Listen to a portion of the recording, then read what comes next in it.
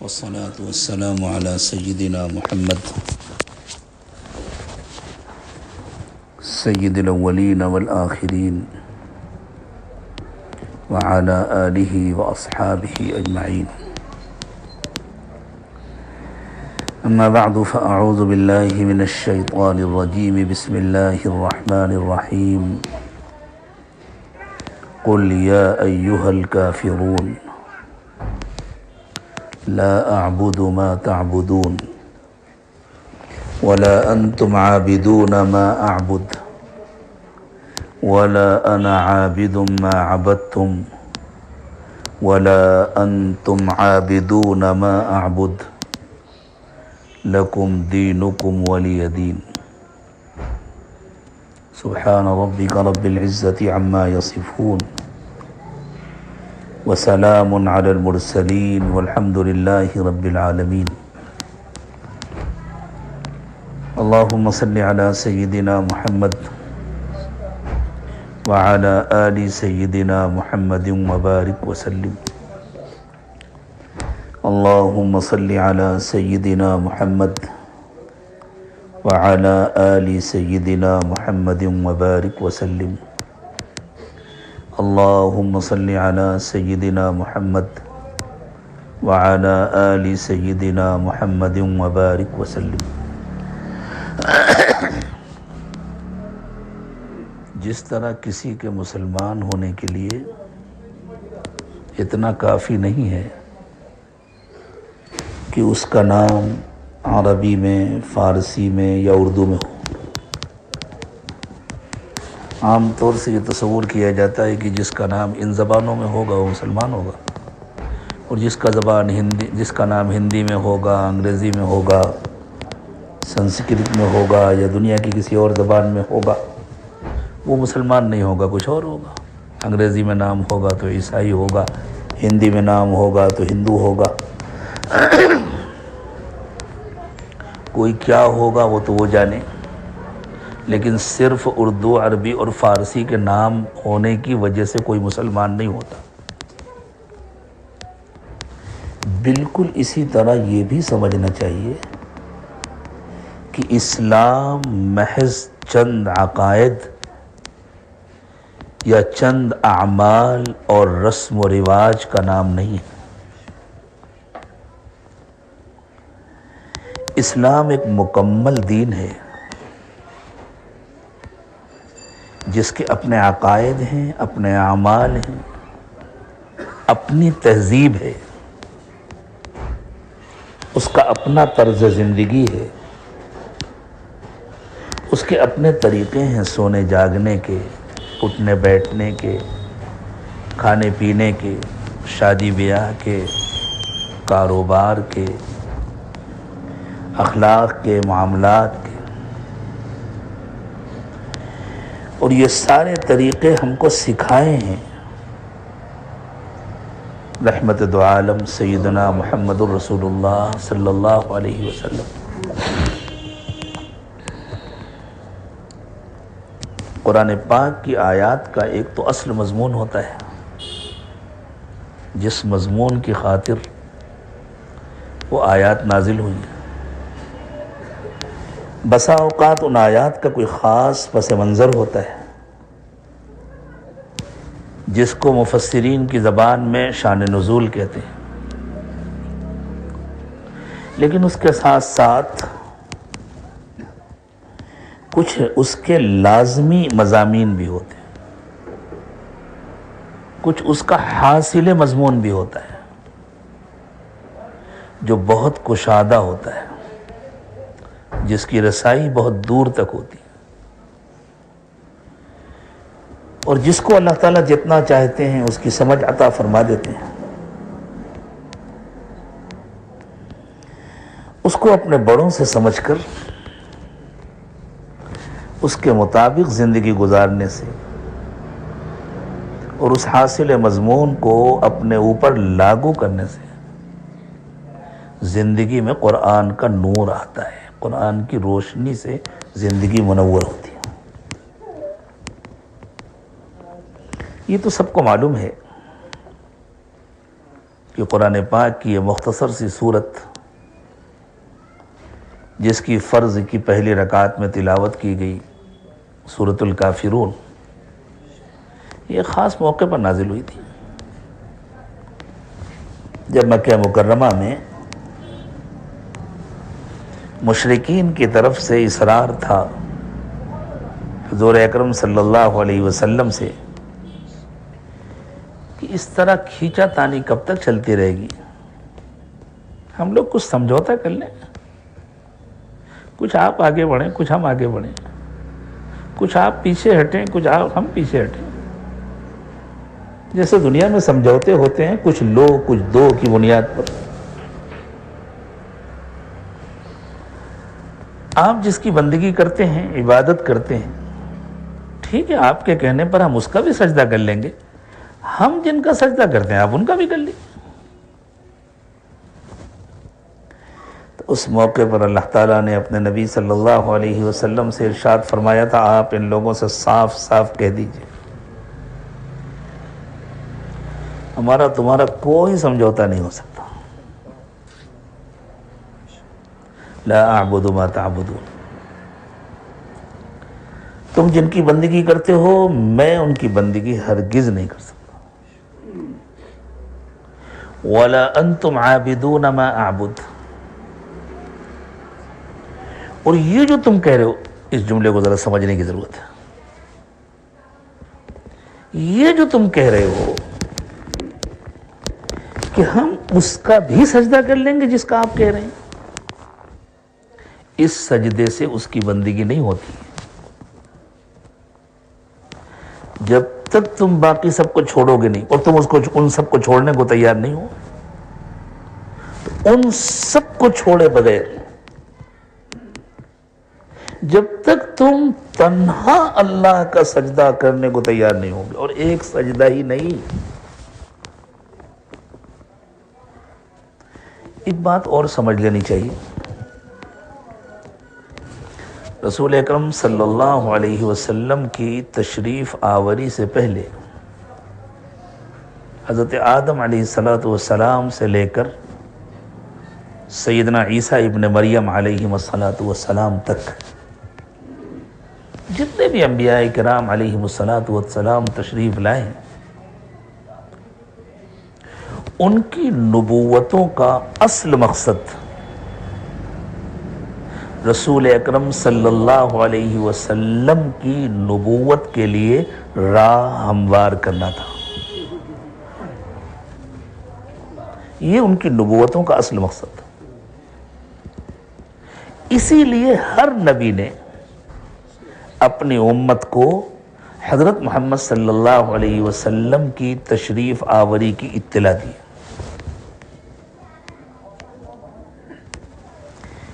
اور اللہ تعالیٰ یہ چاہتے تھے کہ راستہ بالکل ہموار ہو جائے، سارے نمونے سامنے آ جائیں، اس لیے اللہ تعالیٰ نے مختلف زمانوں میں انبیاء کرام علیہ السلام کی مبارک زبانوں سے جو باتیں کہلوائیں یا ان کی زندگیوں میں جس قسم کے حالات آئے اور انہوں نے ان حالات کا جس طرح مقابلہ کیا اور لوگوں کے سوالات کا جس طرح جواب دیا، وہ سب کا سب گویا تعارف تھا نبوت محمدی کا، اس لیے کہ نبوت ایسی چیز نہیں ہے جو تقسیم ہو، نبوت تو ایک ہی ہے،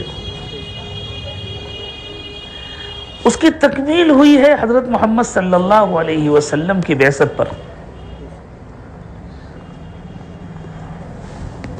تو اس کے لیے جتنے ضروری مقدمات تھے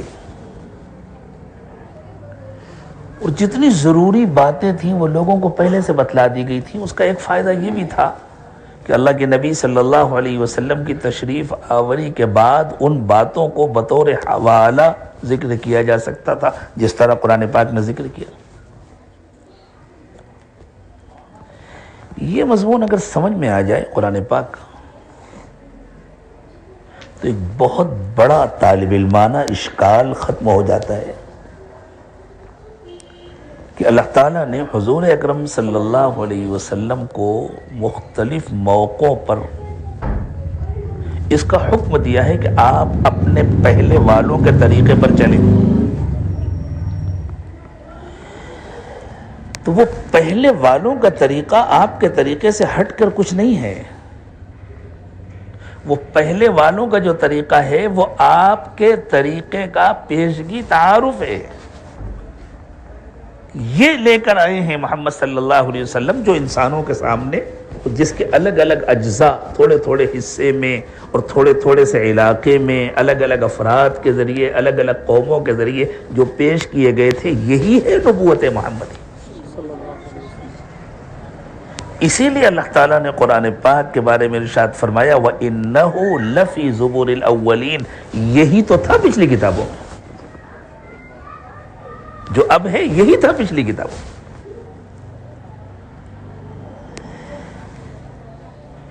سیدنا ابراہیم علیہ السلام کے حوالے سے بار بار کہا گیا ہے کہ آپ حضرت ابراہیم کے طریقے پر چلے. یہ کہا گیا کہ آپ حضرت ابراہیم کے طریقے پر ہیں. کیوں؟ اس لیے کہ عرب، یہود، نصارہ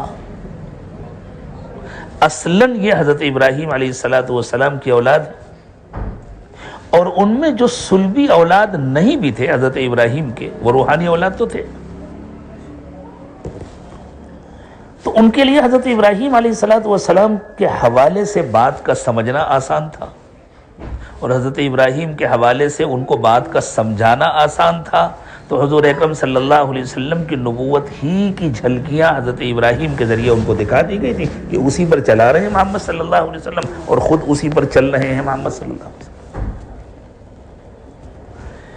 مضمون ذرا طویل ہے، علماء اس پر غور کریں گے. قرآن پاک کا یہ اہم ترین مضمون ہے، تو انشاءاللہ بہت ساری گرہیں کھلیں گی. اس عاجز نے تو اس وقت صرف اشارہ کیا ہے. اب اس اشارے کی روشنی میں یوں سمجھیں کہ دین کیا چیز ہے. تو اللہ تعالیٰ نے حضرت شعیب علیہ السلام کے حوالے سے ان کی قوم کا ایک مکالمہ ذکر کیا ہے کہ حضرت شعیب علیہ السلام نے جب اپنی قوم کو دعوت دینی شروع کی، ہر پیغمبر کی دعوت ہوتی تھی لا الہ الا اللہ. یہ ہر پیغمبر کی دعوت ہے. جو پیغمبر اس دعوت کو پہنچا رہے ہوتے تھے ان کی سچائی کو مانے بغیر کوئی لا الہ الا اللہ کو مان نہیں سکتا تھا. تو بظاہر تو لگتا تھا کہ لا الہ الا اللہ کی دعوت مکمل ہو جاتی ہے اگر آدمی یہ مان لے کہ میں اللہ کے سوا کسی اور کی عبادت نہیں کرتا. لیکن حضرت شعیب علیہ السلام کہتے تھے نہیں، صرف اتنا مان لینا کافی نہیں ہوگا، تمہیں اپنے معاملات کی خرابیاں بھی دور کرنی ہوں گی، تم کو اپنا کاروبار بھی ٹھیک کرنا ہوگا، تم کو لوٹ مار بھی بند کرنی ہوگی، تم کو ساری بد اخلاقیوں سے توبہ کرنا پڑے گا. صرف کلمہ پڑھ لینا کافی نہیں ہوگا. جس طرح آج بہت صاف صاف ہم سب سنیں، میں بھی سنوں آپ بھی سنیں، کہ صرف ہمارا عمرہ کر لینا اور حج کر لینا اور مسجد بنوا دینا اور مدرسہ بنوا دینا اور نمازیں پڑھ لینا اور اتنا سجدے کرنا کہ چہرے کے اوپر نشان آ جائیں اور کرتا نیچا کر لینا اور پیجامہ اونچا کر لینا اچھے مسلمان ہونے کے لیے کافی نہیں ہے. ہمیں اپنے معاملات بھی ٹھیک کرنے ہوں گے، ہمیں اپنے اخلاق بھی ٹھیک کرنے ہوں گے، ہمیں اپنا کردار بھی درست کرنا ہوگا، ہم کو اپنی تنہائیوں کو بھی اللہ کی نافرمانیوں سے پاک و صاف کرنا ہوگا، اور ہم کو اپنے دلوں کو بھی اللہ کی یاد سے آباد کرنا ہوگا. جو یہ سب کرے گا وہی مسلمان ہے، چاہے ایک ہو. باقی اللہ کو معلوم ہے کون کیا ہے. ہم دنیا میں اس کے مکلف نہیں ہے کہ ہم لوگوں کو کافر کہتے رہیں اور ان پر کفر کے فتوے دیتے رہے، لیکن مفتی صاحب کا کسی کو مسلمان کہنا اور ہے، اور قیامت کے دن اللہ کا کسی کو مسلمان مان لینا اور ہے۔ اللہ تعالیٰ کسی مفتی صاحب سے پوچھ کر کے کسی کو نہ جنت میں بھیجیں گے نہ جہنم میں بھیجیں گے۔ اللہ دل کے اندر کی باتوں کو جانتے ہیں، علیم بذات الصدور ہے۔ تو جب حضرت شعیب علیہ السلام نے روک ٹوک شروع کی تو قوم نے کہا اَصَلَاتُكَ تَأْمُرُكَ أَن نَتْرُكَ مَا يَعْبُدُ آبَاؤُنَا أَوْ أَن نَفْعَلَ فِي أَمْوَالِنَا مَا نَشَاءُ۔ شعیب تمہیں کس نے منع کیا؟ تم اپنی مسجد میں، تم اپنی خانقاہ میں اللہ اللہ کرو، ہم تمہارے پاس آ کر پانی دم کرا لیا کریں گے، تم سے دعا کرا لیا کریں گے، اور تم کو خوش کرنے کے لیے کچھ ہدیہ تحفہ بھی دے دیا کریں گے۔ یہ تم نے ہماری عبادت گاہوں میں آ کر کے روک ٹوک شروع کر دی، اور اس سے بڑھ کر تم نے ہمارے بازاروں میں آ کر کے روک ٹوک شروع کر دی۔ ہمارے باپ دادا جن کی عبادت کرتے آئے تھے، کہ تمہاری نماز ہی کہتی ہے کہ ہم ان سب کو چھوڑ دیں؟ ایسی نماز کو نہیں مانتے، ایسی بزرگی تسلیم نہیں ہے۔ اس لیے آپ دیکھیں، اللہ والا اپنی خانقاہ میں بیٹھا رہے، اللہ اللہ کرتا رہے، اور صرف پانی دم کرتا رہے اور دعائیں دیتا رہے، تو اس سے بڑا کوئی بزرگ نہیں۔ اور اگر وہ آنے والے سے پوچھ لے کیا کرتے ہو، کیا کماتے ہو، کیسے کام کرتے ہو، سچ بولتے ہو یا جھوٹ بولتے ہو، حلال کماتے ہو یا حرام کو، پھر وہ قابل برداشت نہیں۔ اس کا مطلب یہ ہے کہ ہمارے لیے اسلام قابل برداشت نہیں، دین قابل برداشت نہیں۔ یہ سکھانے آئے ہیں حضرت محمد صلی اللہ علیہ وسلم۔ اور اللہ تعالیٰ کس کے حوالے سے ذکر فرما رہے ہیں؟ حضرت شعیب علیہ السلام کے حوالے سے۔ اگر اس تعلیم کا حضرت محمد صلی اللہ علیہ وسلم سے تعلق نہ ہوتا تو قرآن میں اس کی کیا ضرورت تھی؟ قرآن قوم شعیب کے لیے اترا ہے یا محمد صلی اللہ علیہ وسلم کی امت کے لیے اترا ہے؟ وہ قوم تو گزر چکی تھی، وہ تو ختم ہو چکی تھی، وہ تو اٹھ کر آنے والے نہیں تھے اس کلام کو سننے کے لیے۔ قرآن پاک تو ہمارے لیے ہے، آپ کے لیے۔ حضرت موسیٰ علیہ السلام کے واقعات، حضرت عیسیٰ علیہ السلام کے واقعات، حضرت نوح علیہ السلام کے واقعات، حضرت ابراہیم علیہ السلام کے واقعات، اور قوم عاد اور قوم سمود اور قوم لوط اور دیگر قوموں کے واقعات، ان میں مبعوث ہونے والے انبیاء کرام علیہ السلام کے مواعظ، ان کے خطبات، ان کی نصیحتیں، ان سب کو قرآن پاک نے اس لیے ذکر کیا کہ یہ سب حضرت محمد صلی اللہ علیہ وسلم کی تعلیمات ہیں جن کا پیشگی تعارف کرایا گیا تھا انسان۔ تو اسلام ایک مکمل تہذیب کا نام ہے، اور کم از کم اس وقت ہم سب تو طے کریں کہ ہمیں انشاءاللہ مکمل اسلام کو اپنانا ہے۔ اب سمجھیں کہ جب ہم مکمل اسلام کو اپنائیں گے تو کیا کیا کرنا ہوگا؟ صرف فرائض نہیں، سنن و واجبات بھی، مستحبات بھی، نوافل بھی۔ ہر عمل کا ایک درجہ ہے، اس کو اسی درجے میں رکھتے ہوئے میں یہ نہیں کہہ رہا کہ ہم نفل کو فرض کا درجہ دے دیں، ہم سنت کو واجب کا درجہ دے دیں۔ ہر عمل کا ایک درجہ ہے، ہر عمل کا اپنا ایک مقام ہے، لیکن اسی مقام پر رکھتے ہوئے ہم کو اس کو مضبوطی کے ساتھ پکڑنا ہے، اور دنیا کی وہ دوسری قومیں جو ہمیں اس تہذیب سے روکنا چاہتی ہیں، اور یہ تہذیبی یلغار کا زمانہ ہے۔ بہت بڑا نقصان ہوا ہے پچھلی چند صدیوں میں اس امت کا، کہ اس امت نے تہذیبی محاذ پر گویا ہتھیار ڈال دیے ہیں عمومی طور پر۔ مجموعی طور پر امت نے تہذیبی میدان میں ہتھیار ڈال دیے کہ گویا ہم نے اس میں شکست تسلیم کر. میں ایک واقعہ سناتا ہوں. ایک مرتبہ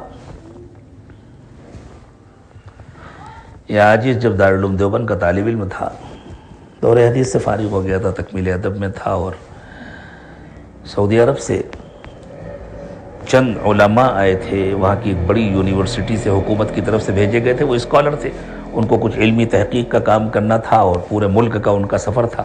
وہ پہلے دارالعلوم دیوبند آئے تھے اور وہاں سے حضرت محتمم صاحب، حضرت مولانا مرغوب الرحمن صاحب رحمۃ اللہ علیہ نے اس عاجز کو ان کے ساتھ بھیج دیا پورے ملک کا سفر کرنے کے لیے.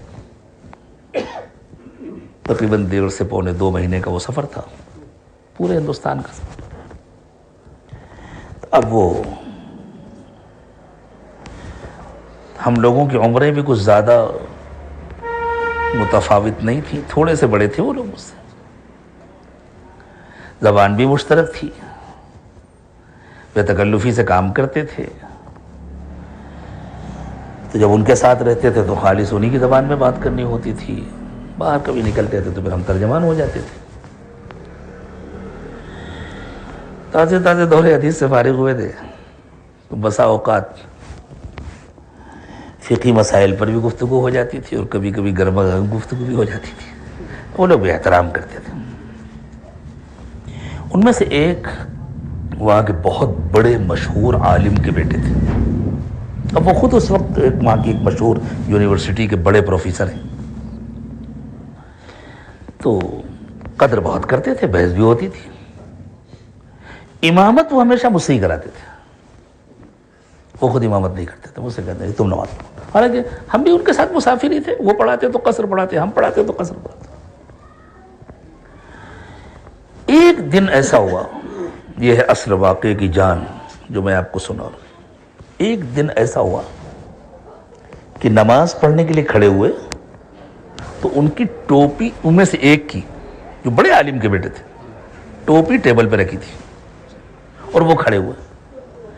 میں نے مصلی سے پیچھے دیکھا اور ٹوپی اٹھائی اور ان کے سر پہ رکھ دی. جو میں نے ٹوپی سر پہ رکھی تو انہوں نے کہا کیا ٹوپی کے بغیر نماز نہیں ہوتی؟ میں نے کہا ابھی ٹوپی لگا کر پڑھو، میں نماز کے بعد بتلاؤں گا ہوتی ہے یا نہیں ہوتی. تو انہوں نے کہا نہیں، کیا ٹوپی لگانا فرض ہے؟ تو میں نے کہا بھائی نماز پڑھ لو، مسئلہ ٹوپی کا نہیں ہے. غور سے سننے کی بات ہے. مسئلہ ٹوپی کا نہیں ہے، مسئلہ دل کے اندر رکھے ہوئے بت کا ہے. المسألۃ تتعلق بصنم فی قلبک. تمہارے دل کے اندر جو بت رکھا ہوا ہے اس سے ہے مسئلہ جڑا ہوا. ان کا بس چلتا تو میرا تو قیمہ ہی بنا ڈالتے. لیکن اتنا کہا اور میں نے اللہ اکبر نیت باندھ لی. اب کیا کرتے، بیچاروں کا نماز پڑھنی تھی.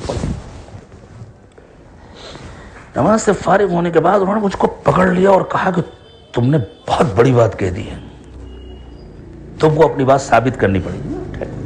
بیٹھو آرام سے. پڑھے لکھے گھرانے کے لوگ تھے، مہذب تھے، لڑائی جھگڑے والے نہیں تھے. بیٹھ گئے. میں نے کہا ٹوپی لگانا فرض نہیں ہے، بالکل فرض نہیں. ٹوپی کے بغیر بھی بلا شبہ نماز ہو جاتی ہے. مجھے یہ بتلاؤ حضور اکرم صلی اللہ علیہ وسلم نے اپنی پوری زندگی میں حالت احرام کے سوا کبھی ننگے سر کوئی نماز پڑھی ہے؟ چپ. کہنے لگے نہیں. تو میں نے کہا ہمارے لیے آئیڈیل کون ہے؟ ہمارا آئیڈیل کون ہے؟ حضرت محمد صلی اللہ علیہ وسلم ہے یا کوئی اور ہے؟ کیوں دوسروں کے طریقے اتنے اچھے لگتے ہیں؟ اور اگر اتنے ہی اچھے لگتے ہیں تو پھر دوسروں کا انجام بھی اچھا لگنا چاہیے. ان کا انجام جہنم ہے. جنت حضرت محمد صلی اللہ علیہ وسلم کے لیے اور آپ کے متبعین کے لیے. ان سے عرض کی ایک بات. دوسری بات یہ بتلاؤ تمہارے باپ دادا ننگے سر رہتے تھے یا ٹوپی لگاتے تھے؟ ہم نے کہا تمہارے باپ دادا تو صرف ٹوپی نہیں لگاتے تھے، عمامہ بھی باندھتے تھے. کہنے لگے ہاں. اتری کیوں؟ اتری کیوں؟ کوئی بت گھسا نہ دل کے اندر؟ یہ مغربی تہذیب کا بت ہے جس نے تمہارے دلوں پر یلغار کیا، اس لیے اتری۔ اگر تمہارے باپ دادا ہمیشہ سے ننگے سر رہے ہوتے اور ہم نے تم سے اصرار کیا ہوتا کہ ٹوپی لگاؤ تو تم یہ کہہ سکتے تھے کیوں لگائیں، کیا یہ ضروری ہے؟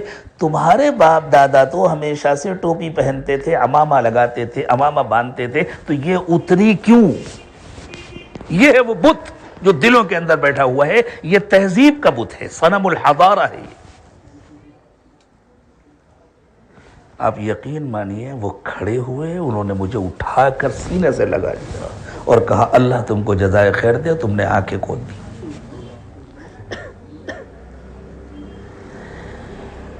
کیا ہم تہذیب کے محاذ پر جنگ ہار گئے ہیں؟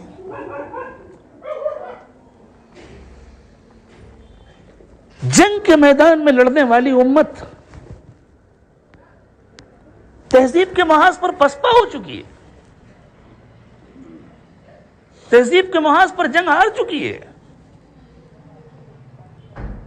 مجھے افسوس ہوتا ہے فلسطین کے بچوں پر، نوجوانوں پر، لڑکوں پر، لڑکیوں پر جو میدان جنگ میں دشمن کا مقابلہ کر رہے ہیں اور تہذیب کے میدان میں اسی سے جنگ ہار چکے ہیں، ہتھیار ڈال چکے ہیں، شکست تسلیم کر چکے ہیں۔ ہمیں ساری دنیا سے کھل کر اعلان کرنا چاہیے لا اعبد ما تعبدون، ہمارا خدا الگ ہے، تمہارا خدا الگ ہے، ہمارا طریقہ الگ ہے، تمہارا طریقہ الگ ہے، ہماری تہذیب الگ ہے، تمہاری تہذیب الگ ہے۔ ہم تمہیں کوئی تکلیف نہیں پہنچائیں، ہم تم کو کوئی نقصان نہیں پہنچائیں، ہماری طرف سے بالکل مطمئن رہو، لیکن ہم تمہاری خاطر اپنے نبی علیہ السلام کا کوئی عمل نہیں چھوڑیں گے۔ یہ اسپرٹ پیدا کی تھی رسول اکرم صلی اللہ علیہ وسلم نے حضرات صحابہ کرام میں، یہ کوئی نئی بات نہیں ہے جو کہی جا رہی ہے۔ دشمنوں کا دسترخوان ہے، صلح کی گفتگو ہو رہی ہے، کھانے کے لیے بیٹھے ہیں اور ایک صحابی کے ہاتھ سے لقمہ چھوٹ کر دسترخوان پر گر جاتا ہے۔ ان متکبرین کا طریقہ یہ تھا کہ جو گر گیا اسے پھینک دیا، دسترخوان صاف ستھرا ہے، انہوں نے اسے اٹھایا، کھا لیا۔ کسی نے چپکے سے کہا حضرت یہ لوگ اس کو اچھا نہیں سمجھتے، یہ کیا سمجھیں گے کہ ان کو کبھی کھانا دیکھنے کو نہیں ملا تھا، زندگی میں پہلی بار کھانا کھا رہے ہیں، ایک لقمہ نہیں چھوڑ سکتے۔ کیا حال ہو گیا آج ہمارا، شربت پیا تھوڑا سا چھوڑ دیا، کوئی کیا کہے گا، چائے پیا تھوڑی سی چھوڑ دیا، کوئی کیا کہے گا۔ اللہ اکبر، اللہ اکبر۔ یہ جو ہم پسپا ہوتے جا رہے ہیں تہذیب کے میدان میں، اللہ جانے اس پسپائی کا نتیجہ کیا ہوگا۔ ہمارے آقا حضرت محمد صلی اللہ علیہ وسلم نے تو ہمیں یہ سکھایا ہے کہ پلیٹ میں ایک دانہ مت چھوڑو، ایک چاول کا دانہ مت چھوڑو، ایک گوشت کا ریشہ مت چھوڑو۔ ہڈی میں اگر گوشت لگا ہوا ہے تو اسے اچھی طرح صاف کرو، اس کو ساتھ ساتھ مت پھینک دو، اس لیے کہ یہ اللہ کی دی ہوئی روزی ہے، اللہ تعالیٰ نے بڑی محبت سے اس کو پیدا کیا ہے، تم سے اللہ تعالیٰ اس کا حساب لیں گے۔ ہمارا کیا حال ہو چکا ہے سب کو معلوم۔ تو جیسے ہی کسی نے ان کے کان میں کہا کہ حضرت یہ لوگ اس کو برا سمجھتے ہیں، تو انہوں نے فوراً تڑپ کر کے جواب دیا اَأَتْرُكُ سُنَّةَ حَبِيبِي لِهَؤُلَاءِ الْحُمَاقَاءِ، کیا ہم ان بے وقوفوں کی خاطر اپنے محبوب کا طریقہ چھوڑ دیں گے؟ یہ ہے ایمان کی اسپرٹ، اور سورۃ الکافرون اس اسپرٹ کا تقاضا کر رہی ہے۔ یہ اس سورت کا اصل مضمون نہیں ہے یہ، لیکن یہ سورت کا حاصل مضمون ہے۔ قیامت تک کے لیے ہر ایمان والے سے سورۃ الکافرون اس اسپرٹ کا تقاضا کر رہی ہے، دین کے سلسلے میں، دینی اعمال کے سلسلے میں، اور اپنی پوری زندگی اور اپنی پوری تہذیب کے سلسلے میں اس حساسیت کا تقاضا کر رہی ہے۔ ہم کسی کی خاطر اپنے بڑوں کا طریقہ کیوں چھوڑیں؟ ہم کسی کی خاطر اللہ اور اس کے رسول کا پسندیدہ طریقہ کیوں چھوڑیں؟ اور اگر ہم چھوڑ بھی دیتے ہیں تو ہمیں کون اچھا سمجھتا ہے؟ کیا کیا چھوڑو گے؟ آج کسی کی خاطر سر ننگا کیا، کل کو کسی کی خاطر پورا بدن ننگا کر لو، اس کے باوجود تمہیں کوئی اچھا نہیں سمجھے۔ تو اس صورت کا لازمی تقاضا ہے۔ دوسری بات یہ ہے کہ اللہ تعالیٰ نے اس کا وعدہ کیا ہے کہ دنیا کے حالات بدلیں گے، بدل کر رہے ہیں، لیکن اس کا وعدہ نہیں کیا کہ تمہاری زندگی میں بدلیں گے۔ اس کا پکا وعدہ ہے کہ بدلیں گے، اس کا وعدہ نہیں ہے کہ ہماری ہی زندگی میں بدلیں، اور ہم اس کے مکلف بھی نہیں ہیں کہ اپنے ہاتھ سے دنیا کے حالات بدل ڈالیں یا بدلے ہوئے حالات کو ضرور دیکھ لیں، ہم بالکل اس کے مکلف ہیں۔ دنیا اللہ کی ہے، اللہ جو چاہے کرے، اللہ اپنے بندوں کے ساتھ جو چاہے معاملہ کرے، ہم اس کے مکلف ہیں کہ اللہ کا کہنا مانیں۔ اور اللہ کا کہنا ماننے کا یہ مطلب نہیں ہے کہ ہم دوسروں کو ستائیں، ہم دوسروں کو تکلیف پہنچائیں، کسی کی حق تلفی کریں، کسی کو نقصان پہنچائیں، کسی کی تحقیر کریں، کسی کو معمولی سمجھیں، نہیں، بالکل نہیں۔ ہمارے لیے ہر ایک قابل قدر ہے۔ حضرت اقدس تھانوی نور اللہ مرقدہ نے تو ارشاد فرمایا کہ میں ہر مومن کو اپنے سے بہتر سمجھتا ہوں، کافر کو بھی اپنے سے بہتر سمجھتا ہوں۔ لوگوں نے حیرت سے کہا حضرت کافر کو؟ فرمایا ہاں، مومن کو تو اپنے سے بہتر سمجھتا ہوں حالاً، کیا پتا اس کا کون سا عمل اللہ کے ہاں کتنا مقبول ہو اور اس کا کیا مقام ہو مجھے معلوم نہیں، اور کافر کو اپنے سے بہتر سمجھتا ہوں مآلاً، کیا خبر اللہ اسے کس دن ہدایت دے دے اور وہ کہاں پہنچ جائے۔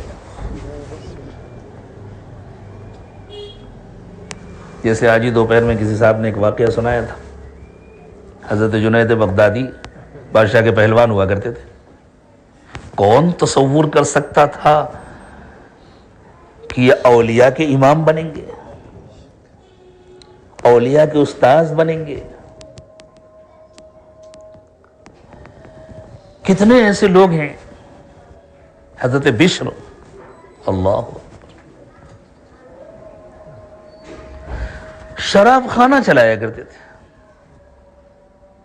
اور شراب میں مست رہتے تھے، اور پھر جب زندگی بدلی تو کیا بن گئی؟ حضرت وحشی، حضرت حمزہ رضی اللہ تعالی عنہ کے قاتل، کوئی تصور کر سکتا تھا؟ اور آج وہ ہم سب کے سروں کے تاج ہیں رضی اللہ تعالی عنہ۔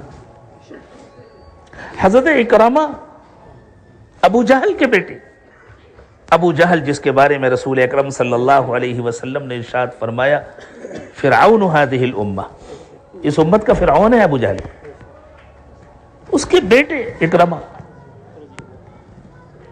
جن کے لیے حضور اکرم صلی اللہ علیہ وسلم نے حکم دے دیا تھا جہاں مل جائے ان کو پکڑو، لیکن جب اللہ نے ہدایت دی تو اللہ اکبر، وہ بھی اللہ کے راستے میں شہید ہوئے، ان کے بیٹے بھی اللہ کے راستے میں شہید ہوئے، دونوں ایک ہی موقع پر ایک ہی وقت میں باپ بیٹے دونوں شہید ہوئے اور اعلیٰ ترین مقام پایا۔ پہلے سے اعلیٰ مقام مل گیا ان کو صحابیت کی وجہ سے، رضی اللہ عنہم ورضوا عنہ، تمام صحابہ کے لیے اللہ تعالیٰ کی طرف سے اعلان ہے، اور پھر شہادت کا مقام، وَلَا تَقُولُوا لِمَنْ يُقْتَلُ فِي سَبِيلِ اللَّهِ أَمْوَاتٌ۔ ہمارا حال یہ ہو گیا ہے، ہم کافر سے نفرت کرتے ہیں، اس کے کفر کو پسند کرتے ہیں، حالانکہ ہمیں حکم یہ تھا کہ ہم کافر سے محبت کرتے، اس کے کفر سے نفرت کرتے۔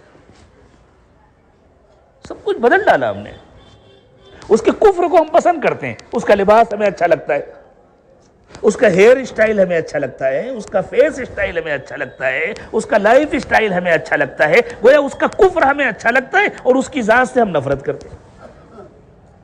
یہ اللہ کا حکم نہیں ہے۔ اللہ کا حکم یہ ہے کہ اس کے کفر سے نفرت کرو، اس کی ذات سے محبت کرو، اور اس کی دعا مانگو، اس کی کوشش کرو کہ اللہ اس کفر سے نکل آئے، یہ بھی ہمارا ایمانی بھائی بن جائے، یہ بھی جنتی بن جائے، جہنم سے بچ جائے۔ جیسے ہمارا کوئی رشتہ دار بیمار ہو جائے تو ہمیں بیماری سے نفرت ہوتی ہے یا بیمار سے؟ ہمیں تو بیماری سے نفرت ہوتی ہے، بیمار سے تو نفرت نہیں ہوتی۔ ہمارا دل چاہتا ہے کہ بیماری ختم ہو جائے۔ اگر ڈاکٹر نے جو کہہ دیا کہ یہ بیماری چھوت والی ہے، اس کے قریب مت جانا، تو ہم نہیں جاتے اس کے قریب، لیکن ہم کو نفرت بیماری سے ہوتی ہے، بیمار سے نہیں ہوتی۔ بیمار کے لیے تو ہمارے دل میں محبت ہوتی ہے۔ ہمارا معاملہ بالکل الٹا ہو گیا۔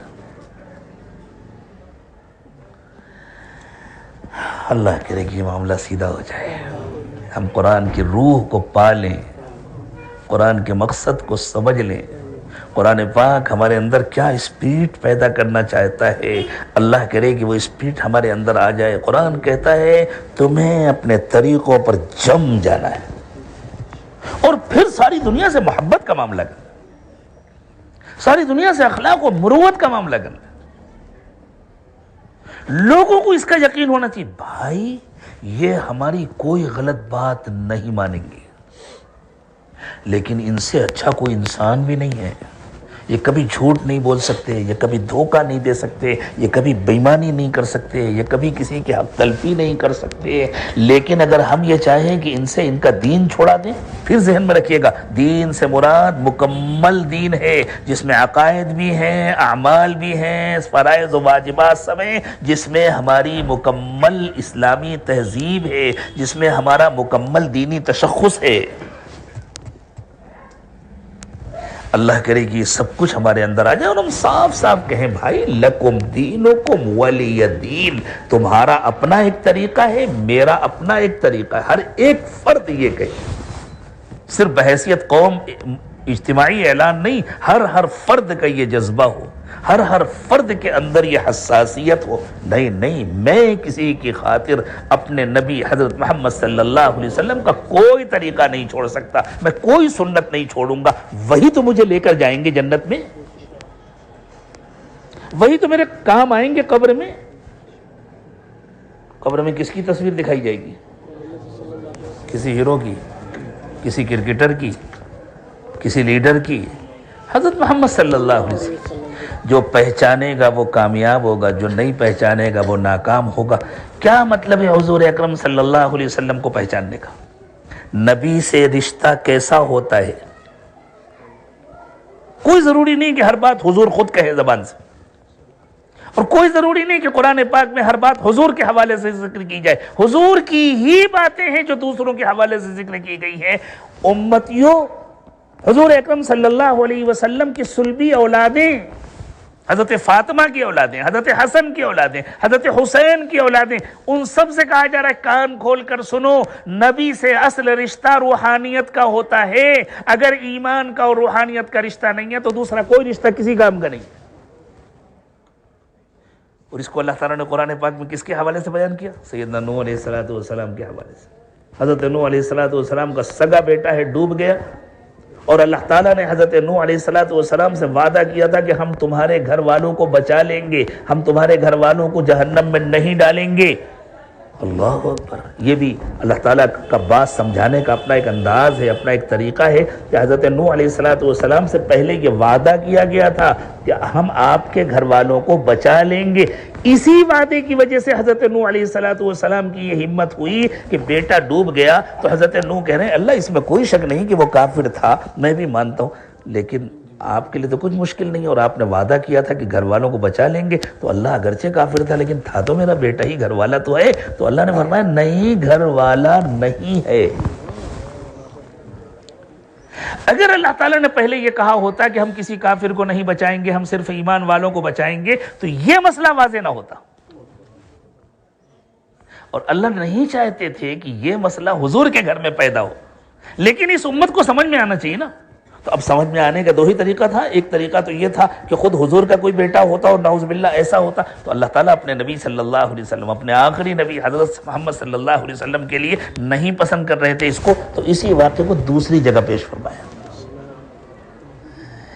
یہ نہیں کہا کہ ہم صرف ایمان والوں کو بچائیں گے، اس مسئلے کو سمجھانا تھا، اس لیے یوں کہا تمہارے گھر والوں کو بچائیں گے۔ اور بعد میں جب حضرت نوح علیہ السلام نے دعا کی، اور یہی پوائنٹ رکھا نا حضرت نوح علیہ السلام نے، انہو من اہلی وان وعدک الحق، اللہ وہ میرا گھر والا ہے، میرے گھر کا فرد ہے، اور آپ کا وعدہ بالکل سچا ہے، آپ نے وعدہ کیا تھا کہ میں تمہارے گھر والوں کو بچا لوں گا، وانت احکم الحاکمین۔ اور یہ جو اگلا جملہ ہے وانت احکم الحاکمین، حضرت نوح کے ذہن میں فوراً آیا لیکن تھا تو کافر، تو کہہ رہے ہیں اللہ آپ سے کوئی پوچھنے والا تھوڑی ہے، اگر آپ بخش دیں، اگر آپ معاف کر دیں تو آپ کو، آپ کے فیصلے کو کوئی کہیں چیلنج نہیں کر سکتا ہے. آپ کی عدالت سے اونچی کوئی عدالت نہیں ہے جہاں اس کو پیش کر دیا جائے، اس لیے آپ جو چاہیں فیصلہ کر سکتے ہیں. تو اللہ تعالیٰ نے کیا کہا؟ یوں نہیں کہا کہ نہیں نہیں میرے ہاتھ بندھے ہوئے ہیں میں فیصلہ نہیں کر سکتا. یوں کہا نوح، دعا کی جو بنیاد ہے وہی نہیں پائی جا رہی. آپ اس بنیاد پر مجھ سے مانگ رہے ہیں کہ بچہ آپ کے گھر کا فرد ہے. جب وہ ایمان سے محروم تھا تو وہ آپ کے گھر کا فرد نہیں تھا. انہو لیس من اہلک، یہ قیامت تک کے لیے تمام سعادات کے لیے ہے. نبی سے اصل رشتہ ایمان کا ہوتا ہے، اس کے ساتھ باقی سارے رشتے نہایت قابل قدر ہیں، نہایت قابل احترام. آج کتنے لوگ ہیں جو حضور کی ختم نبوت کے منکر ہیں عقیدہ امامت کے حوالے سے، اور ان میں بہت سے ایسے ہیں جو واقعی حضرت حسن اور حضرت حسین کی اولاد ہیں. تو کیا وہ پیغمبر کی اولاد کہے جائیں گے؟ قطعاً نہیں کہے جائیں گے. ہر ایمان والے کا نبی علیہ الصلوۃ والسلام سے جو رشتہ ہے وہ بحیثیت امتی ہے. اب اگر کوئی مسلمان کہے ہمیں جب دکھائی جائے گی حضور کی تصویر ہم فوراً پہچان لیں گے. ہم نے حضور کے نام پر جھنڈے لگائے تھے، اٹھائے تھے، ہم نے حضور کے نام پر جلسے کیے تھے، کانفرنسیں کی تھی، ہم نے حضور کے نام پر جھنڈیاں لگائی تھیں، ہم نے حضور کے نام پر نعرے لگائے تھے، اور ہم نے حضور کے نام پر جانیں قربان. ہاں سب کچھ کیا تھا. تم نے حضور کو بحیثیت رسول پہچانا تھا؟ کیا معنی ہے بحیثیت رسول پہچاننے کے؟ قرآن کہتا ہے وَمَا أَرْسَلْنَا مِن رَسُولٍ إِلَّا لِيُطَاعَ بِإِذْنِ اللَّهِ. پیغمبر کی بعثت اس لیے ہوتی ہے تاکہ ان کی اطاعت کی جائے. جس نے حضور اکرم صلی اللہ علیہ وسلم کی پوری زندگی کو اپنایا اس لیے کہ یہ میرے آقا کی زندگی ہے، اس نے حضور کو بحیثیت رسول پہچانا. صرف وہ قبر میں پہچان سکے گا. اور چاہے جتنے جھنڈے لگائے ہوں، چاہے جتنے نعرے لگائے ہوں، جس نے بحیثیت رسول نہیں پہچانا وہ نہیں پہچان سکے گا. چاہے کوئی سید بھی ہو نہیں پہچان سکے گا. وہ کہے گا مجھے کیا معلوم یہ کون ہے. کیوں؟ اس لیے کہ زندگی میں نہیں پہچانا. تو اب ہم سب پہچانیں گے نا زندگی میں، کیا کریں گے؟ اس کے بعد اب ہر ایک کے ذہن میں آتا ہے اتنے دن ہو گئے مظلومیت سہتے سہتے، اتنے دن ہو گئے پسپائی کے، کب حالات بدلیں گے، کب آئیں گے فلاں صاحب فلاں صاحب. آج کل بہت زیادہ نام لے کر کے پوچھا جاتا ہے. ہم سے کوئی پوچھتا ہے تو ہم کہتے ہیں بھائی جب اللہ چاہیں گے تب آئیں گے، تمہیں کیا کرنا، تم اپنا کام کرو. میں اپنا کام کروں، تم اپنا کام کرو. ہم اس کے مکلف ہیں، ہم کسی کو لانے کے مکلف تھوڑی ہیں. ہم نہ دجال کو لانے کے مکلف ہیں، نہ دجال کے قاتل کو لانے کے مکلف ہیں، نہ ان سے پہلے کسی اور کو لانے کے مکلف ہیں. ہم کسی کو لانے کے مکلف نہیں، ہم اللہ کا کہنا ماننے کے مکلف ہیں. بس ہم اپنا کام کریں، اللہ کا کہنا مانیں. اگر ہم اپنا کام کرتے کرتے دنیا سے چلے گئے ہم کامیاب ہو کر جائیں گے انشاءاللہ. دل تو سب کا چاہتا ہے جلدی سے حالات بدل جائے، جلدی سے حق کا غلبہ ہو جائے، دنیا سے جلدی سے ظلم کا خاتمہ ہو جائے، جلدی سے انصاف عام ہو جائے. اور جتنا ہمارا دل چاہتا ہے اس سے زیادہ نبی اکرم صلی اللہ علیہ وسلم کا دل چاہتا تھا. ہمارا یہ دل چاہتا ہے کہ حق کا غلبہ ہو جائے تاکہ ذرا ہماری بات اونچی ہو جائے. اور اللہ کے نبی صلی اللہ علیہ وسلم کا یہ دل چاہتا تھا کہ حق کا غلبہ ہو جائے تاکہ لوگ جہنم سے بچ جائیں. پیغمبر کی سب سے بڑی خواہش ہوتی ہے کہ لوگ جہنم سے بچ جائیں. حضرت نوح علیہ السلام کی جس دعا کو بد دعا کہا جاتا ہے کہ حضرت نوح نے اپنی قوم کو بد دعا دی تھی. حضرت نوح علیہ السلام کی وہ بد دعا بھی اسی جذبے سے تھی کہ کم سے کم لوگ جہنم میں جائیں. جب حضرت نوح علیہ السلام کو یہ معلوم ہو گیا کہ اب ان کو ہدایت نہیں ملے گی، جب اللہ کی طرف سے یہ بتلا دیا گیا، جب ان پر یہ منکشف ہو گیا کہ اب ان لوگوں کو ہدایت نہیں ملے گی، اب ان کے دلوں پر مہر لگ گئی ہے، تو حضرت نوح علیہ السلام نے کہا کہ اللہ جب یہ فیصلہ آپ نے کر دیا ہے کہ ان کو ہدایت نہیں ملے گی تو اب ان کو جلدی سے ختم کر دیجئے. اس لیے کہ اگر یہ ابھی ختم ہو گئے تو جہنم میں جانے والوں کی تعداد کم ہوگی. اگر آپ نے ان کو مہلت دی اور ان کے گھر میں جو بچے پیدا ہوں گے وہ بھی انہی کے طریقے پر چلیں گے تو جہنم میں جانے والوں کی تعداد زیادہ ہو جائے گی. دوسری بات یہ ہے کہ اگر آپ نے ان کو مزید مہلت دی تو میرے وہ غریب ساتھی، وہ کمزور ساتھی جو بہت دنوں سے دیکھ رہے ہیں کہ انہی کو مہلت مل رہی ہے، انہی کو دنیا کے سارے مواقع مل رہے ہیں، کہیں خدا نہ خواستہ ان میں سے کسی ایک کا بھی پیر پھسل گیا تو ایک مخلص ایمان والا ان کی مہلت کی وجہ سے جہنمی بن جائے گا۔ تو اللہ مجھے تو اپنے ان ساتھیوں کو بچانا ہے اور نئے پیدا ہونے والے بچوں کو جہنم سے بچانا ہے، اس لیے میری درخواست ہے کہ اب آپ ان کو ختم کریں۔ یہ ہوتے ہیں پیغمبر کے جذبات۔ رب لا تذر على الارض من الكافرين ديارا انك ان تذرهم يضل عبادك ولا يلدوا الا فاجرا كفارا۔ یہی دو پوائنٹ ہیں جن کو سیدنا نوح علیہ السلام پیش کر رہے ہیں۔ حضور اکرم صلی اللہ علیہ وسلم کی یہ تمنا تھی کہ لوگ جہنم میں جانے سے بچ جائیں، شیطان کا لقمہ بننے سے بچ جائیں۔ اس کی خاطر اللہ تعالیٰ نے جو وعدہ کیا ہوا تھا کہ بس ہماری مدد آئے گی اور حالات بدلیں گے، تو نبی صلی اللہ علیہ وسلم کا دل چاہتا تھا جلدی سے وہ مدد آ جائے، جلدی سے حالات بدل جائیں۔ اللہ تعالیٰ اپنے نبی صلی اللہ علیہ وسلم سے ارشاد فرما رہے ہیں جلدی نہ کریں، آپ اپنا کام کریں، جلدی نہ کریں۔ فاصبر لحکم ربک وَلَا تَكُنْ كَصَاحِبِ الْحُوتِ۔ آپ بالکل جلدی نہ کریں، اور جلدی کرنا اچھا نہیں ہے۔ اس کی خاطر اللہ تعالیٰ نے ایک پیغمبر کی زندگی میں ایسے حالات پیدا کیے تھے کہ وہ نبی اکرم صلی اللہ علیہ وسلم کی اس تعلیم کے لیے نمونہ بن جائے۔ کیونکہ خود حضور سے اگر خدا ایسی کوئی بظاہر غلطی ہوتی، نبی کی کوئی غلطی نہیں ہوتی، وہ جو کچھ بھی ہوتا ہے اللہ کی طرف سے ہوتا ہے، تو یہ حضور کے شایان نشان نہیں تھا۔ تو اس لیے اللہ تعالیٰ نے ایک پیغمبر حضرت یونس علیہ السلام سے اپنی تکوینی حکمت کے تحت جلدی کرا دی تھی، تاکہ حضور اکرم صلی اللہ علیہ وسلم کے حوالے سے امت کو معلوم ہو جائے کہ دیکھو یہ جلدی جب اللہ تعالیٰ کو اپنے نبی کے لیے پسند نہیں تو تمہارے لیے کیسے پسند ہوگی۔ اپنا کام کرتے ہیں۔ فاصبر لحکم ربک، صبر کہتے ہیں جمنے کو۔ اللہ کا جو حکم ہے بس اس کو پورا کرو اور جمے رہو۔ کیا معنی جمے رہنے کے؟ وہی چاہے ہم زبان سے ہر جگہ نہ کہتے بھی رہیں، لیکن عمل اور کردار سے ہمارا اعلان ہو لا اعبد ما تعبدون ولا انتم عابدون ما اعبد۔ تمہیں نہیں ماننا نہ مانو، لیکن ہم سے بھی اس کی امید نہ رکھو کہ ہم تمہاری بات مانیں گے۔ تم ہماری دعوت نہیں سنتے نہ سنو، لیکن ہم سے بھی امید نہ رکھو کہ ہم تمہاری کوئی ایک بات بھی سنیں گے۔ بالکل نہیں، ہم تمہیں تکلیف نہیں پہنچائیں گے، ہم تمہیں نقصان نہیں پہنچائیں گے، ہم تمہارے ساتھ اعلیٰ درجے کا انسانی سلوک کریں گے، لیکن ہم تمہاری خاطر اپنا دین نہیں چھوڑیں گے، تمہاری خاطر اپنے اللہ کا طریقہ نہیں چھوڑیں گے۔ یہ جو کردار ہے اللہ تعالیٰ اس کا حکم دے رہے ہیں، فاصبر لحکم ربک، اللہ کا جو حکم ہے اس پر جمو۔ کیا حکم ہے اللہ کا؟ اللہ کا حکم ہے ما آتاکم الرسول فخذوہ وما نہاکم عنہ فانتہوا۔ تو یہ آیت اصل تو اتری ہے نبی اکرم صلی اللہ علیہ وسلم کے لیے، لیکن اس کا جو حاصل مضمون ہے وہ قیامت تک ہر ایمان والے کے لیے، ہر ایمان والے سے یہ آیت تقاضا کر رہی ہے۔ اللہ کے حکم پر جمو، نبی کے طریقوں پر عمل کرو، اپنی ذمہ داریاں پوری کرو، اپنے حقوق مل جائے تو اللہ کا شکر ادا کرو، نہ مل جائے تو اللہ کے حوالے کرو مسئلہ، اللہ جیسے چاہیں گے، لیکن تمہارے ذمے جو دوسروں کے حقوق ہیں ان کو ادا کرو، تمہاری جو ذمہ داریاں ہیں ان کو پورا کرو، انسانوں کے لیے بھلائی کا معاملہ کرو، ان کے لیے کڑھو، ان کے لیے رو، ان کے لیے اللہ سے دعائیں مانگو، ان کو محبت کے ساتھ سمجھانے کی کوشش کرو، اس کے بعد نتائج اللہ کے حوالے کرو، جلدی مت کرو۔ وَلَا تَكُنْ كَصَاحِبِ الْحُوتِ، ان کی طرح مت بنو جن کا ایک واقعہ ہے مچھلی سے متعلق۔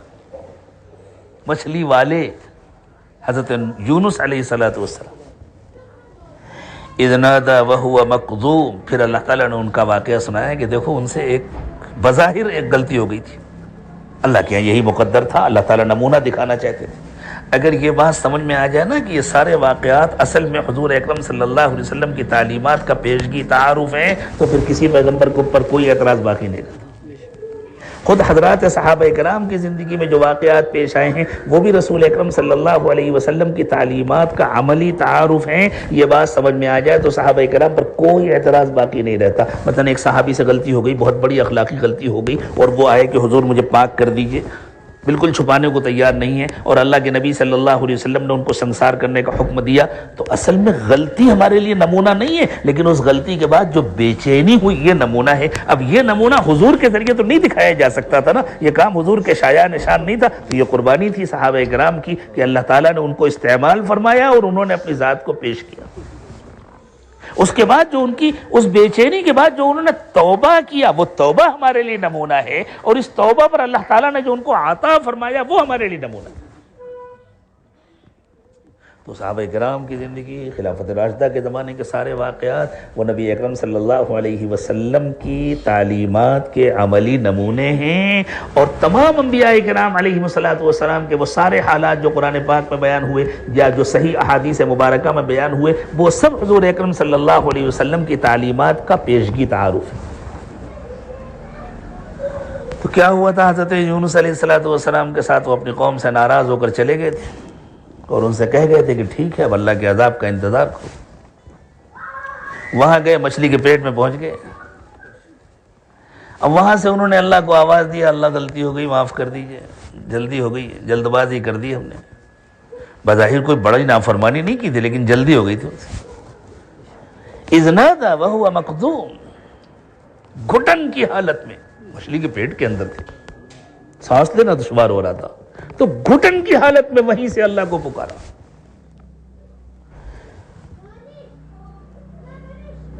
تو اللہ تعالیٰ نے ان کی مدد فرمائی۔ لولا ان تدارکہ نعمت من ربہ لنبذ بالعراء وہو سقیم، اللہ نے مچھلی کو حکم دیا، اس نے لے جا کر کے باہر اگل دیا، لیکن اتنی دیر تک جتنا وقت بھی مچھلی کے پیٹ میں گزرا تھا، اس کے اندر کی گرمی اور وہ جو اس کے اندر کی چربی جس کے اندر لپٹے ہوئے تھے، وہ مچھلی اپنے شکار کو اسی طرح پورا نگل لیتی ہے اور پھر اندر کی گرمی اس شکار کو ہضم کرتی ہے، لیکن اس کو جب جا کے نگلا تو کتنا کمزور ہو گیا تھا حضرت یونس علیہ السلام کا جسم، اور کتنے یعنی اٹھنے کے قابل نہیں تھے، وہ بے انتہا کمزور ہو چکے تھے۔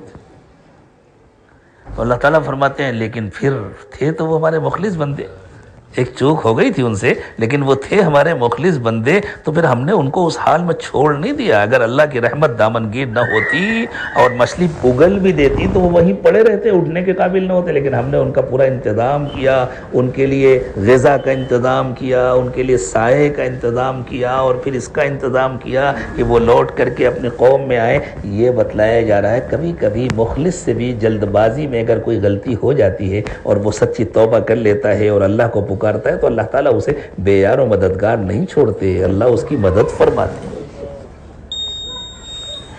تو یہ تعلیمات ہیں ہمارے لیے، ہم جمیں اللہ کے دین، اور الحمدللہ یہ مجمع دینی اعمال پر جمنے والا مجمع ہے، لیکن اس مجمع میں بھی ایک اچھی خاصی تعداد ایسی ہوگی جو تہذیب کے محاذ پر پسپائی اختیار کر چکی ہے، آج اس سے توبہ کرنی ہے۔ یہ کیا بات ہے، مسجد میں آ کر تو ہمارے سر پر ٹوپی آ جاتی ہے، بازار میں کیوں نہیں ہوتی، ایئرپورٹ پہ کیوں نہیں ہوتی، کسی اور جگہ کیوں نہیں ہوتی؟ کوئی چیک کاٹ کے دے دیتا ہے ہمارے ننگے سر ہونے پر، کوئی ہمیں کوئی بڑا عہدہ پیش کر دیتا ہے؟ یہ صرف تہذیب کے میدان میں پسپائی ہے، پسپائی۔ ہم جنگ ہار چکے ہیں۔ اللہ کرے یہ احساس کمتری ہمارے دلوں سے نکل جائے۔ ہمارے لیے سب سے اچھا تھا اگر ابھی میں ریفرینڈم کروں یہاں کہ سب سے اچھا طریقہ کس کا ہے، 100% ایک ہی ووٹ پڑے گا، حضرت محمد صلی اللہ علیہ وسلم ہے نا؟ لیکن یہ سچ ہے یا نفاق ہے؟ ہم اپنی عملی زندگی میں اس کو برتتے کیوں نہیں؟ اب برتیں گے نا انشاءاللہ۔ یہ ہیں وہ آیات کریمہ جن کی آج ہم نے تلاوت سنی نماز میں اور پروگرام کے آغاز میں۔ اللہ کرے کہ پورے قرآن کا نور ہمارے دلوں میں اتر جائے۔ جب قرآن کا نور دل میں اتر جاتا ہے نا تو پھر بیماریاں ختم ہوتی ہیں، جسمانی بیماریاں تو ختم ہوتی ہی ہیں، پھر روحانی بیماریاں بھی ختم ہوتی ہیں، پھر ہر دکھ درد کا علاج ہوتا ہے، ہر پریشانی ختم ہوتی ہے۔ اللہ تعالیٰ اس ادارے کو بے انتہا قبول فرمائے، یہاں پڑھنے والوں کو، پڑھانے والوں کو، تعاون کرنے والوں کو، محبت کرنے والوں کو قبول فرمائے، اور اللہ اٹھنے سے پہلے ہمیں سچا پکا ارادہ کرنے کی توفیق عطا فرمائے۔ اب ہم تہذیبی میدان میں بھی کسی کے سامنے پسپا نہیں ہوں گے، اسلامی تہذیب کو مکمل اپنائیں گے، سنن اور مستحبات کو بھی اپنائیں گے، کسی کی خاطر نہیں چھوڑیں گے۔ سنن اور مستحبات اس لیے ہیں، ان کا درجہ فرائض کا نہیں ہے کہ کوئی مجبوری ہے واقعی ہماری زندگی میں تو چھوڑیں، کسی کی خاطر نہیں چھوڑیں گے۔ ننگے سر پھرنے کی کیا مجبوری؟ یہ پیجامہ ٹخنے سے نیچے لٹکانے کی کیا مجبوری ہے؟ کوئی انعام دیتا ہے؟ صرف پسپائی ہے، صرف پسپائی ہے، صرف احساس کمتری ہے۔ یہ دوسروں کا لباس پہننے کی کیا مجبوری ہے؟ یہ دوسروں کا جیسا چہرہ بنانے کی کیا مجبوری ہے؟ صرف احساس کمتری ہے۔ اللہ اس احساس کمتری سے ہمیں نکال دے۔ اللہ تعالیٰ ہماری مدد فرمائے۔ وآخر دعوانا ان الحمدللہ رب العالمین۔ دعا فرما لیں۔ سبحان ربی العلی العلی الوہاب، اللہم صلی علی سیدنا محمد وعلی آل سیدنا محمد وبارک وسلم۔ ربنا ظلمنا انفسنا وان لم تغفر لنا وترحمنا لنکونن من الخاسرین۔ پروردگار عالم، ہم آپ کے عاجز اور کمزور بندے ہیں، ہمارے حال پر رحم فرمائیے۔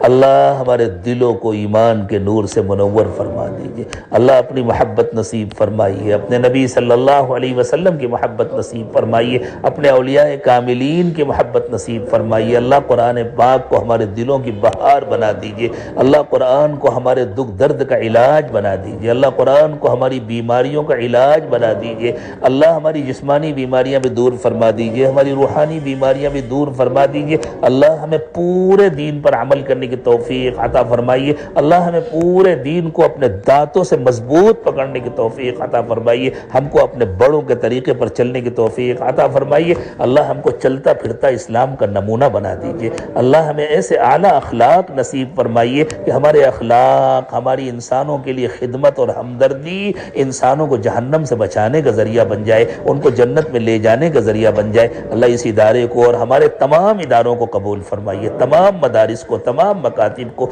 تمام خانقاہوں کو، دعوت و تبلیغ کے تمام مراکز کو قبول فرمائیے۔ اللہ جس ادارے میں اس وقت ہم بیٹھے ہیں، یہاں بھی پڑھنے والوں کو، پڑھانے والوں کو، تعاون کرنے والوں کو، محبت کرنے والوں کو، سب کو اپنے نیک و مقبول بندوں میں شامل فرمائیے، سب کو اپنے شایان شان اجر عطا فرمائیے، دین دنیا کی بھلائیوں سے مالا مال فرمائیے۔ اللہ سب کے دلوں کی جائز تمنائیں اور مرادیں پوری فرما دیجیے۔ اللہ اٹھنے سے پہلے ہم سب سے راضی ہو جائیے۔ اللہ ہمارے اٹھنے سے پہلے ہم